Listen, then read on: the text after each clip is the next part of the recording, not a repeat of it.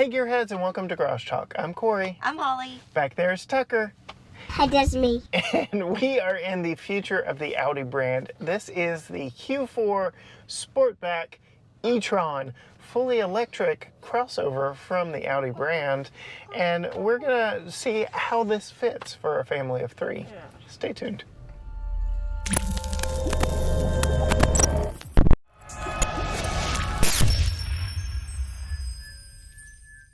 This video is brought to you by etron EV chargers. More about them at the end of the video and down in the description below. All right, Holly, so here we are. This is a 2022 Q4 e-tron Sportback, all the names, but that was the first year they made these. Not much has changed for 2023, but what are your thoughts? You've been out cruising around without me today. I have. What are your thoughts on this one? So I feel like my opinion could change with the cost. Okay. However, it's an Audi, so I bet it won't. Probably not. Audi is a premium brand after all, so. I feel like I'm either hot or cold with some of these features. I feel like there's no in between. Okay. I either really like some things and I really don't like some things. Okay. Well, run us through it Okay. as we go by this estate sale. Yeah, let me not run over anyone first. Okay. Okay. So it is pretty because it's an Audi, but it's not my favorite shape. Really? I have really come to appreciate the design of this one. Really? It's a little jelly bean. Of the SUV coupes, I think this is the best looking of all of them. Which, for those uninitiated, there's the GLC coupe from Mercedes, the GLE, which is really kind of frumpy, if you ask me. I've reviewed a couple of those solo on the channel. BMW's got a few. And yeah, I think of the SUV coupes, which is a silly idea somebody had over in Germany apparently, I think this one looks really good. No? Not for you? Now, I like the inside. Okay. I like the way the inside looks. It's just from the driver's side, the dashboard is so big. So it's just, this car is just a little confusing to me. So when I got in, normally I have to move my seat really far up to reach the pedals.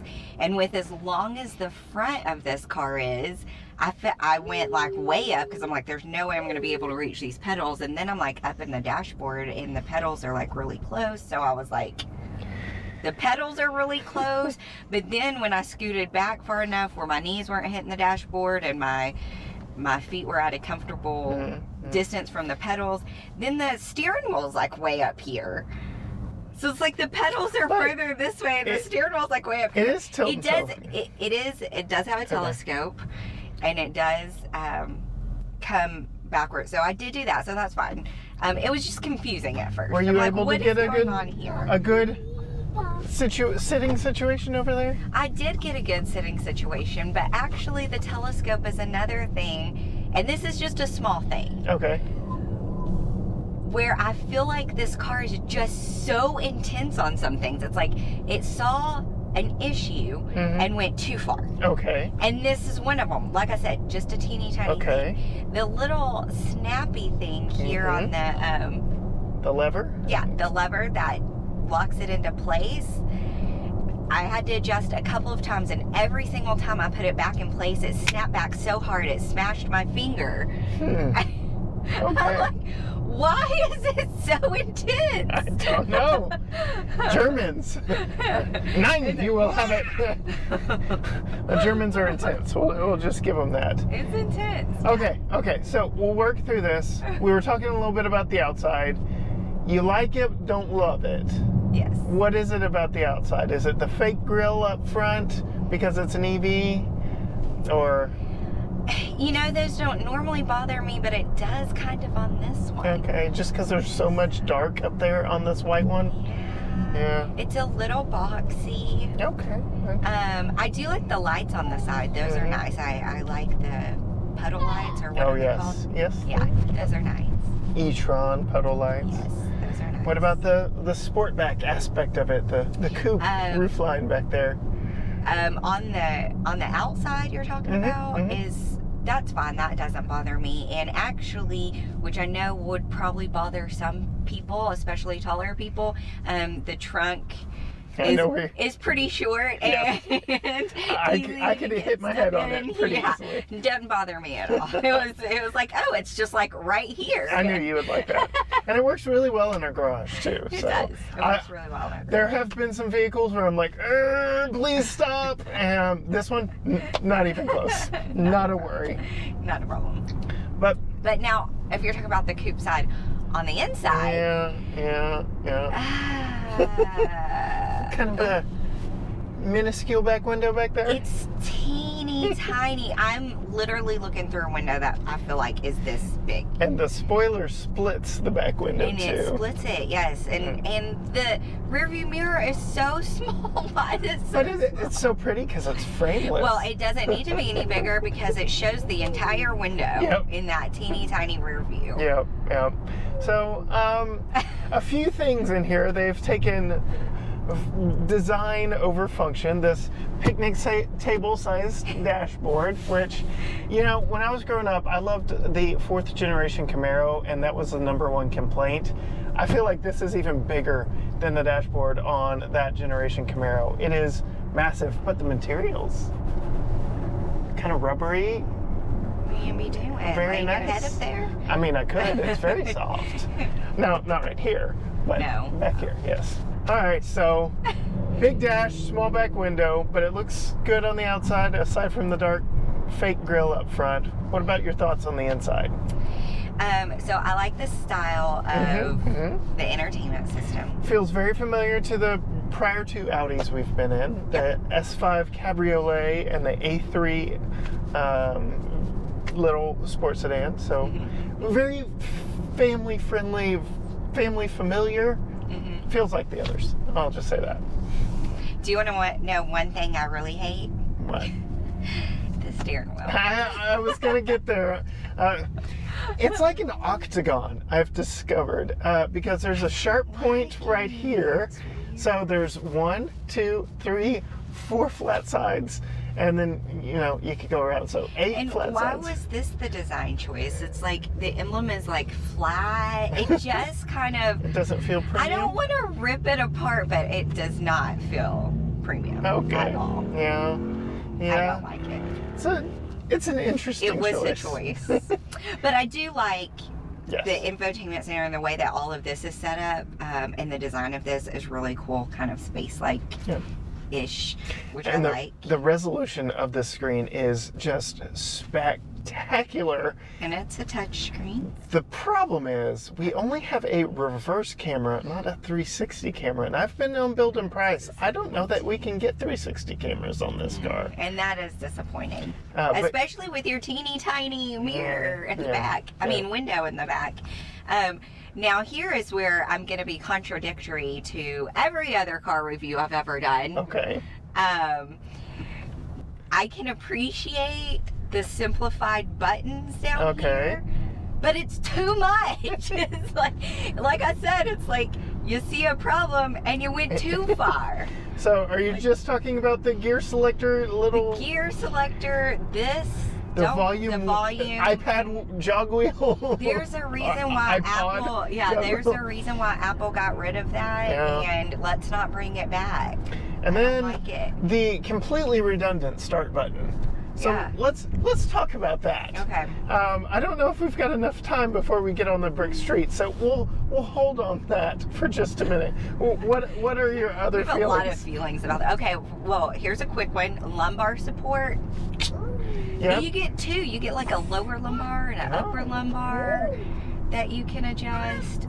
And 2-person memory seats. These seats are really actually kind of comfortable, but I feel like they're ginormous. Like, I don't think I've had a car where the seat is as tall or slightly taller than me. I feel like these seats are big. Yeah. I mean, it's always taller than me, so I haven't noticed any difference. But, I mean, good bolstering, very comfortable. You can adjust your bottom seat to be longer or not. And we've got 3-stage seat bottom heat. That does remember where you left it last time you had it on. Yeah, and they are nice. They work well. So, talking seat comfort and overall ride comfort, here we are, Tucker's wobbly head test. Brick streets of downtown Tyler, Texas. How are they, Tucker? Wait. Oh boy, overactor. What are your thoughts, Mommy, driving down these brick streets? I think it's pretty smooth. Yeah, it's firmer than I thought it would be in a premium brand like Audi, though. I feel like it's more sporty than comforty. Yeah. Is this a sporty car? And you are in dynamic mode, so we'll put it in comfort and we'll see. If that makes a difference. Yeah. Because that does change the spring dampening and all that. We got a train going on. Well, that made that a whole lot better. Yeah. Yeah. Yeah. Okay. Comfort definitely helps, but I mean, it's not bad. You've got the added weight of the battery down low, which makes it a heavier car than something this size would be otherwise. Pretty comfortable. It's okay. All right. It's not bad. So now we've got to get into the redundant start button here. They put a start button in here because I'm pretty sure they just stole this from another vehicle. But there's no need for that start button. Why is that, Holly? Because you can just stop and get out. Yeah. Or just hop in and push the brake pedal. Or just hop in and push the brake pedal. Which I know you thought I would hate. Really? Okay. Which I don't necessarily hate. And today, when I've driven this the most, I was getting in and out of the car several times because I was shopping. I was getting in and out. So, no problem. So I told your mom about this, and she was trying to think about it as well, if that would be a dangerous feature. And I was like, well, the vehicle's not going anywhere. It's just on. So I don't know. I've got feelings on it. I don't know if I love it or I hate it. I can tell you for what I do, I generally film some B-roll outside the vehicle with it running. I don't know how I'm going to do that in this one. So you've probably already seen my solo 5 things I like and dislike. But I don't know how I'm going to film that one. So that one, see? So you are kind of lukewarm on Yeah, I've gone back and forth. I like it. Okay. The things I don't like about it is I would probably forget if I was driving in another car because I'm forgetful. You would just have to remember in that car to push the button. I'd have to put a sticky note or something. Why am I not going? So that takes me back to one of the features, one of the things I don't like about that feature. Okay. And my previous point about some things being very intense features on this car.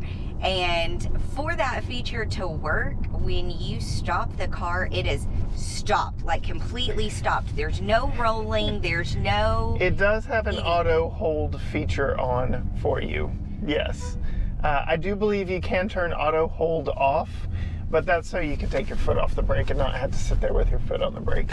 Other cars have had it, but like you said, yes, this one's just a little more intense. It's intense, and you would need to I mean, I'm sure you would get used to it, but it took me off guard several times. Yeah. And it definitely cut on me almost too abruptly at one point driving this around. So like I said, I've not played too much in the infotainment, but I'm pretty sure you can turn that feature off if you don't like it too much. But otherwise in here, fairly usable cabin. There's a lot of interesting storage places down low. So we've got a place here, wireless charging pad, lots of USB-C ports in this. So up-to-date ports, cup holders down low, decent sized center console with sliding armrest. So, do you feel like that's a decent sized center console? I mean, it's deep. It's very deep. So yeah, I mean, it's deep and you can put a lot of stuff in there, right? No. Okay, so I'm going to give a differing opinion from a female perspective. Okay. Yes, it is deep, but it is about this big. Okay. So I have a very small, in my opinion, makeup bag that I was worried would not fit in there. And if I had other things in there, like I do in my normal car. The glove box is huge, but it does hit my knees. Yeah. So I feel like there is a lack of storage options. Well, we've got these bottle holders here and storage down here and this hole over here and this flat panel down here. So there is storage options. They're just confusing a little bit. I'll say that. Like, instead of this big old hole right here, what is that going to hold? A bottle. All my bottles I have. I would rather have, I don't know, and then this like goes. Yeah, I'm a little surprised that that's just an empty hole. I dropped something through there. I was like, oh, there's not a bottom to that. Okay. And then you have like nothing right here. Yeah. I don't know. I think there were just some design choices that were made that could have utilized the space a lot better. Well, speaking of space, Tucker's got a decent amount of space back there in the back seat. Why don't we cut to me putting in his child safety seat? All right, putting a child safety seat back here in the back seat of the Q4 e-tron. A few things I want to note first. This is a 40-20-40 split bench rear seat, so you can fold down the center armrest, but this does come right up next to the seat over here, so it could make folding this down with a child seat in place rather difficult. You also have the armrest with two cup holders here that may get in the way of the child seat. You also have hard plastic covers over the lower anchors down here, which makes it really easy to get to the anchors, and they're actually attached. They roll back like a garage door to expose them so they don't come out, so you can't lose them. But in my attempt to put these back into place, they're like stuck back there. So once you expose these lower latches, they may just be exposed. I don't know, but I spent a good time fiddling with them. Couldn't get it to work. But putting Tucker's child seat in, plenty of room in this vehicle. The doors open wide enough, and then I can drop the top tether back there. All three seats back here do have a top tether spot, but only the outboard seats have the lower anchor points, which again are very easy to find in this car thanks to the large exposures provided by those plastic covers that are no longer in the way. So super easy and quick to get those latched in, and then you can tighten it up down here. So this part's easy, there's plenty of room to tighten it up, but let's go around to the back and show you perhaps my least favorite thing about putting a child seat in this. Okay, so we're back here, rear hatch is open, but hard parcel shelf back here. I thought these went out in the 80s and the 90s. I've been getting more press vehicles and higher end vehicles with these hard plastic carpet covered covers back here that just make things a little more difficult when you're trying to feed a top tether down through there. It is connected to the window here with two little straps, which allows you to drop that down, and then you can easily get to your top tether and feed it behind the seat here. Well, if this is up, see, there it goes now, and it drops down, and make sure you untangle everything, and then you can latch it and tighten it up into place. Or you could just take this tonneau out and not have to deal with it while you're installing that child seat, the one and only time perhaps that you're putting it in. But if you're in a situation where you're constantly moving car seats around, having this hard parcel shelf back here may be a problem. I'm not quite sure why Audi didn't do a roller shade back here, but that's my only real knock. Otherwise, it's a very simple install, and you can already see from the length here, me at 5'10", I can reach in and latch that, no problem, and tighten it up from back here. All right, any final thoughts? We've got Tucker in his car seat, we've got infotainment, all the controls. We're hot or we're cold, we're yes or we're no on this vehicle. Any final thoughts before I pull out the window sticker on this one? We haven't even talked about its electric drive. So it's an EV. It's an EV. How's it drive? Perfect. Okay. I love driving EVs, and this one's no different. It's very the great thing about this one is it's not meant to be bonkers fast. It isn't meant to just be an insane performance vehicle. It's decently quick for a vehicle this size, but I think it's in the 5-second 0 to 60 range. I mean, it's not meant to be like the last EV we drove, where it's 3.4 seconds. But very easy, smooth power delivery. As a luxury vehicle, EVs work very well. So the range on this one, I'll go ahead and pull out the window sticker.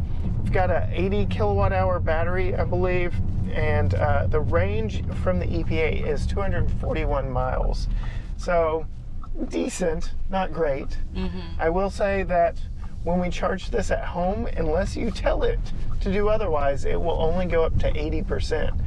You've been driving around today, we're down to 76 and we have 184 to go, which I've not been worried about it as we've driven around town.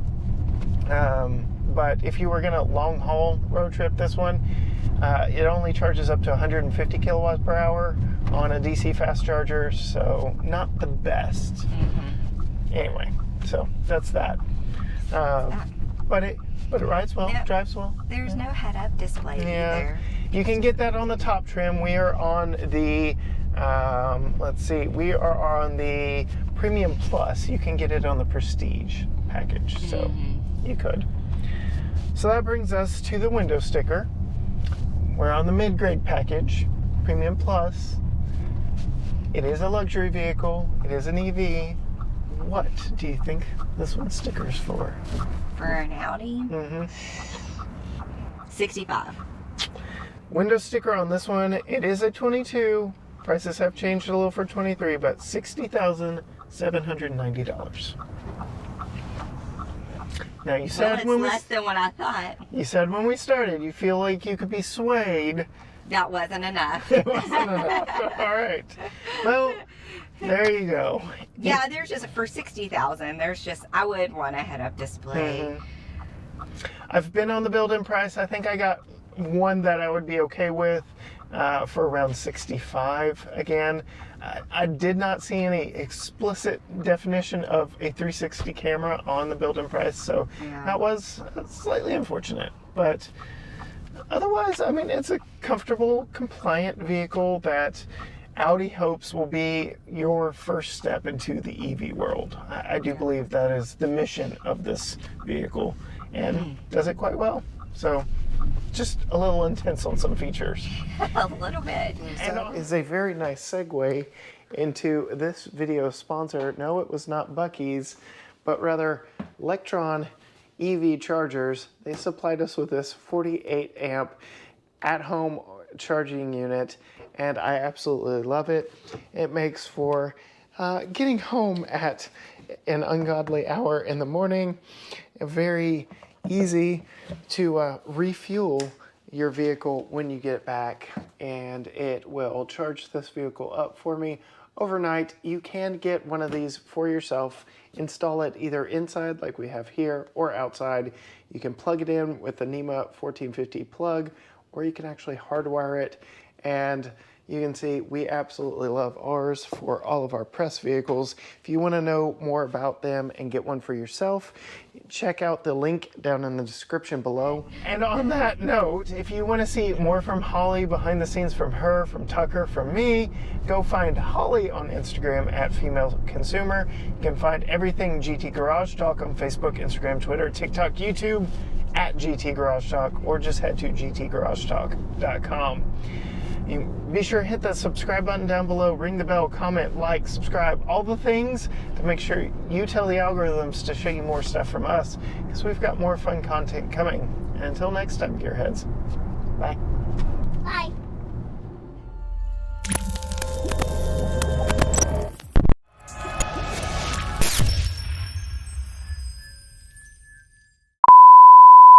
Back there is Tucker. There we go. Do you want to say your own name, or do you want me to say it? Yeah. You want me to say it? Okay. Back there is Tucker, and we are in the... That's me. That's him. Okay. Okay. I wasn't ready for that. Okay. This is it. Do not enter. Do not enter. That's what I was asking.